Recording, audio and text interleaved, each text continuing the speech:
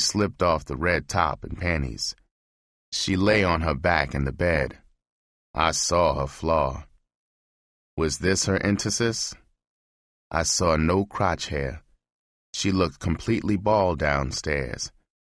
I tied both her legs to the posts at the foot of the bed.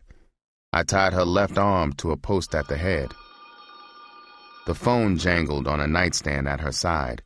She picked up the receiver with her free right hand. She said, "Hi, Mother. I'm fine. Are you and Dad still having fun? Mother, I miss you both so terribly. Are you coming home tomorrow as planned?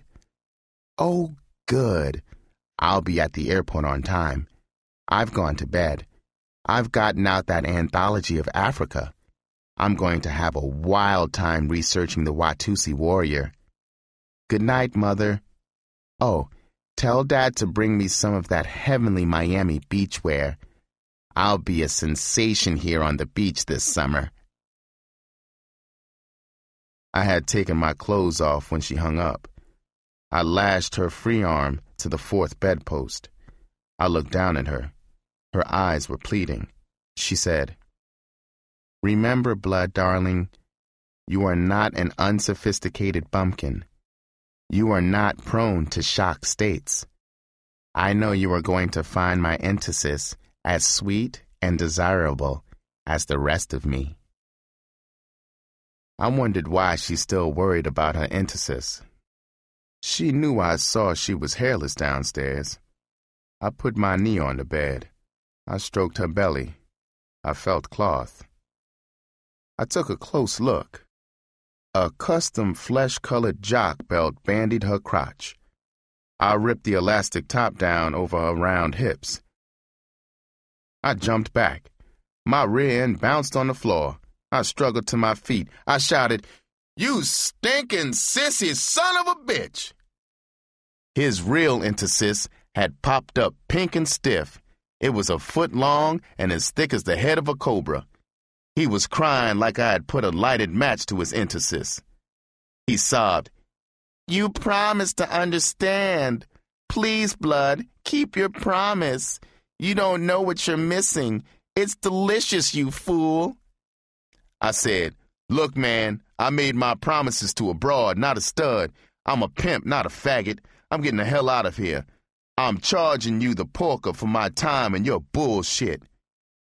He lay there blubbering. I speed-dressed. I took the porker off the table and stuck it under my arm. I walked toward the stairway. I looked back. His beautiful face was ugly in anger and hate. He screamed, "You dirty nigger liar thief! Untie me, you coon bastard! Oh, how I wish I had your black ass tied here on your belly." I said, "Man, as slick as you are, you'll untie yourself before long. Yeah, that enthesis could murder me all right." I walked down the stairway.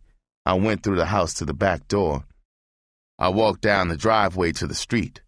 I walked for an hour before I got out of the residential sprawl. I was lucky to hail a yellow cab as soon as I got to a busy intersection. When it got me to the Haven, the meter read 14:30. I gave the cabbie a fin and a sawbuck. I looked up at my window. The runt was at it. It was 2 a.m. It had been like a nightmare Halloween all the way.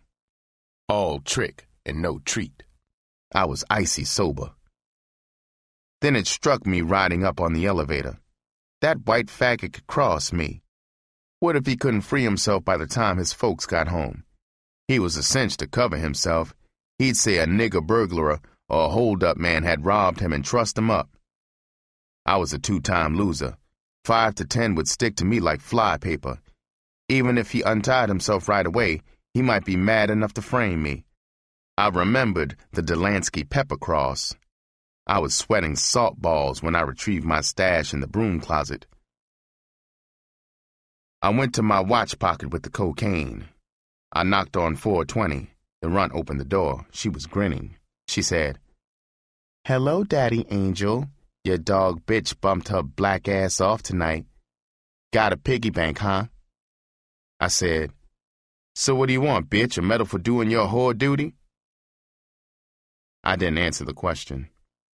I looked down to see if she'd sprouted an intercyst. She was buck naked. I stepped inside and bolted the door. There were 70 slats on the dresser. I turned and lowered my face. She kissed me. I put the pork on the base of the kiss statue. I gave her the can of grass. She sat on the bed. She shook some grass out of the can onto a newspaper in her lap. She started rolling a joint. I took my clothes off. I went into the bathroom to shower and scrub the sissy taste out of my jib. The piercing, heavy odor of the gangster wafted to me. Over the roar of the shower, I shouted, "Girl, there's a gap under the slammer. Shink it up with a rag or something.